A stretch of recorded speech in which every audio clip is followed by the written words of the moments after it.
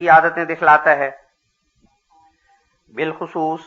انسان کے بچے کو غور سے دیکھنا چاہیے کہ وہ کیسے پیدا ہوتے ہی انسانی عادتیں دکھلانا شروع کر دیتا ہے، اور پھر جب برس 1.5 کا ہوا تو وہ عادات طبیعیہ بہت نمایاں ہو جاتی ہیں۔ مثلا پہلے جس طور سے روتا تھا، اب رونا بنسبت پہلے کے کسی قدر بلند ہو جاتا ہے۔ ایسا ہی ہنسنا قہقہے کی حد تک پہنچ جاتا ہے، اور آنکھوں میں بھی عمدن دیکھنے کے آثار پیدا ہو جاتے ہیں۔ اور اس عمر میں یہ ایک اور امر طبی پیدا ہو جاتا ہے کہ اپنی رضامندی یا نارضامندی حرکات سے ظاہر کرتا ہے، اور کسی کو مارتا اور کسی کو کچھ دینا چاہتا ہے، مگر یہ تمام حرکات دراصل طبی ہوتی ہیں۔ بس ایسے بچے کی مانند ایک وحشی آدمی بھی ہے جس کو انسانی تمیز سے بہت ہی کم حصہ ملا ہے۔ وہ بھی اپنے ہر ایک قول اور فعل اور حرکت اور سکون میں طبی حرکات ہی دکھلاتا ہے، اور اپنی طبیعت کے جذبات کا تابع رہتا ہے۔ کوئی بات اس کے اندرونی قوا کے تدبر اور تفکر سے نہیں نکلتی، بلکہ جو کچھ طبی طور پر اس کے اندر پیدا ہوا ہے وہ خارجی تحریکوں کے مناسب حال نکلتا چلا جاتا ہے۔ یہ ممکن ہے کہ اس کے طبی جذبات جو اس کے اندر سے کسی تحریک سے باہر آتے ہیں وہ سب کے سب برے نہ ہوں، بلکہ بعض ان کے نیک اخلاق سے مشابہ ہوں، لیکن عاقلانہ تدبر اور موشگافی کو ان میں دخل نہیں ہوتا، اور اگر کسی قدر ہو بھی تو وہ بوجہ غلبہ جذبات طبی قابل اعتبار نہیں ہوتا، بلکہ جس طرف کثرت ہے اسی طرف کو معتبر سمجھا جائے گا۔ غرض ایسے شخص کی طرف حقیقی اخلاق منسوب نہیں کر سکتے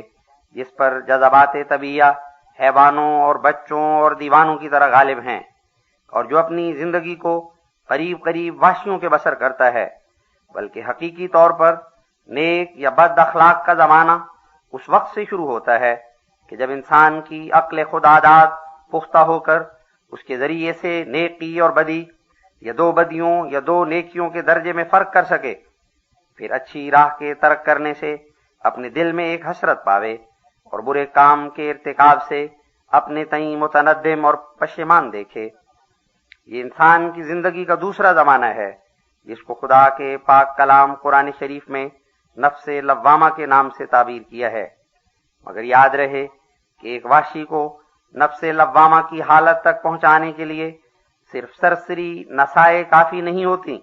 بلکہ ضروری ہوتا ہے کہ اس کو خدا شناسی کا اس قدر حصہ ملے جس سے وہ اپنی پیدائش بےہودہ اور لغو خیال نہ کرے، تا معرفت الہی سے سچے اخلاق اس میں پیدا ہوں۔ اسی وجہ سے خدا تعالی نے ساتھ ساتھ سچے خدا کی معرفت کے لیے توجہ دلائی ہے، اور یقین دلایا ہے کہ ہر ایک عمل اور خلق ایک نتیجہ رکھتا ہے جو اس زندگی میں روحانی راحت یا روحانی عذاب کا موجب ہوتا ہے، اور دوسری زندگی میں کھلے طور پر اپنا اثر دکھائے گا۔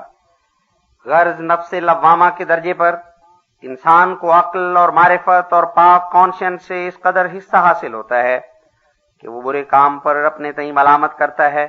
اور نیک کام کا خواہش مند اور حریص رہتا ہے۔ یہ وہی درجہ ہے کہ جس میں انسان اخلاق فاضلہ حاصل کرتا ہے۔ اس جگہ بہتر ہوگا کہ میں خلق کے لفظ کی بھی کسی قدر تعریف کر دوں۔ سو جاننا چاہیے کہ خلق خا کی فتح سے ظاہری پیدائش کا نام ہے، اور خلق خا کے ضمہ سے باطنی پیدائش کا نام ہے، اور چونکہ باطنی پیدائش اخلاق سے ہی کمال کو پہنچتی ہے، نہ صرف طبی جذبات سے، اس لیے اخلاق پر ہی یہ لفظ بولا گیا ہے، طبی جذبات پر نہیں بولا گیا۔ اور پھر یہ بات بھی بیان کر دینے کے لائق ہے کہ جیسا کہ عوام الناس خیال کرتے ہیں کہ خلق صرف حلیمی اور نرمی اور انکسار ہی کا نام ہے، یہ ان کی غلطی ہے، بلکہ جو کچھ بمقابلہ ظاہری اعضاء کے باطن میں انسانی کمالات کی کیفیتیں رکھی گئی ہیں، ان سب کیفیتوں کا نام خلق ہے۔ مثلا انسان آنکھ سے روتا ہے اور اس کے مقابل پر دل میں ایک قوت رقت ہے، وہ جب بذریعہ عقل خودآزاد کے اپنے محل پر مستعمل ہو تو وہ ایک خلق ہے۔ ایسا ہی انسان ہاتھوں سے دشمن کا مقابلہ کرتا ہے، اور اس حرکت کے مقابل پر دل میں ایک قوت ہے جس کو شجاعت کہتے ہیں۔ جب انسان محل پر اور موقع کے لحاظ سے اس قوت کو استعمال میں لاتا ہے تو اس کا نام بھی خلق ہے۔ اور ایسا ہی انسان کبھی ہاتھوں کے ذریعے سے مظلوموں کو ظالموں سے بچانا چاہتا ہے، یا ناداروں اور بھوکوں کو کچھ دینا چاہتا ہے، یا کسی اور طرح سے بنی نوع کی خدمت کرنا چاہتا ہے، اور اس حرکت کے مقابل پر دل میں ایک قوت ہے جس کو رحم بولتے ہیں۔ اور کبھی انسان اپنے ہاتھوں کے ذریعے سے ظالم کو سزا دیتا ہے، اور اس حرکت کے مقابل پر دل میں ایک قوت ہے جس کو انتقام کہتے ہیں۔ اور کبھی انسان حملے کے مقابل پر حملہ کرنا نہیں چاہتا اور ظالم کے ظلم سے درگزر کرتا ہے، اور اس حرکت کے مقابل پر دل میں ایک قوت ہے جس کو عفو اور صبر کہتے ہیں۔ اور کبھی انسان بنی نوع کو فائدہ پہنچانے کے لیے اپنے ہاتھوں سے کام لیتا ہے، یا پیروں سے، یا دل اور دماغ سے، اور ان کی بہبودی کے لیے اپنا سرمایہ خرچ کرتا ہے، تو اس حرکت کے مقابل پر دل میں ایک قوت ہے جس کو سخاوت کہتے ہیں۔ پس جب انسان ان تمام قوتوں کو موقع اور محل کے لحاظ سے استعمال کرتا ہے تو اس وقت ان کا نام خلق رکھا جاتا ہے۔ اللہ جل شانہ ہمارے نبی صلی اللہ علیہ وسلم کو مخاطب کر کے فرماتا ہے، انک لعلی خلق عظیم، یعنی تو ایک بزرگ خلق پر قائم ہے۔ سو اسی تشریح کے مطابق اس کے معنی ہیں، یعنی یہ کہ تمام قسم اخلاق کی سخاوت، شجاعت، عدل، رحم، احسان، صدق، حوصلہ وغیرہ تجھ میں جمع ہیں۔ غرض جس قدر انسان کے دل میں قوتیں پائی جاتی ہیں، جیسا کہ ادب، حیا، دیانت، مروت، غیرت، استقامت، عفت، زہادت، اعتدال، مواسات یعنی ہمدردی، ایسے ہی شجاعت، سخاوت، عفو، صبر، احسان، صدق وغیرہ، جب یہ تمام طبی حالتیں عقل اور تدبر کے مشورے سے اپنے اپنے محل اور موقع پر ظاہر کی جائیں گی تو سب کا نام اخلاق ہوگا۔ اور یہ تمام اخلاق در حقیقت انسان کی طبی حالتیں اور طبی جذبات ہیں،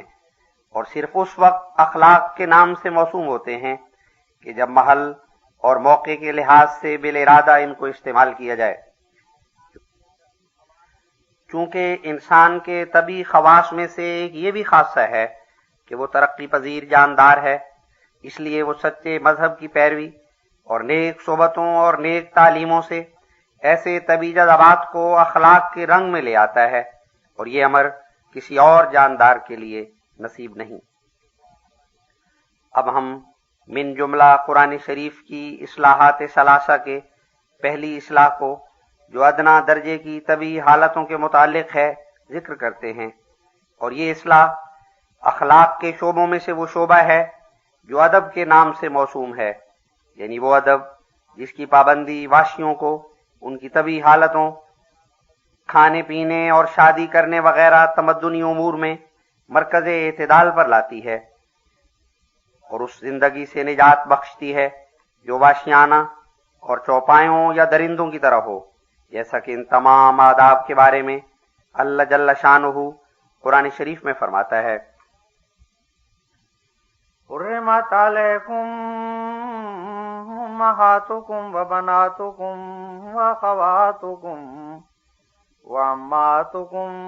وخالاتکم وبنات الاخ وبنات الاخت وامہات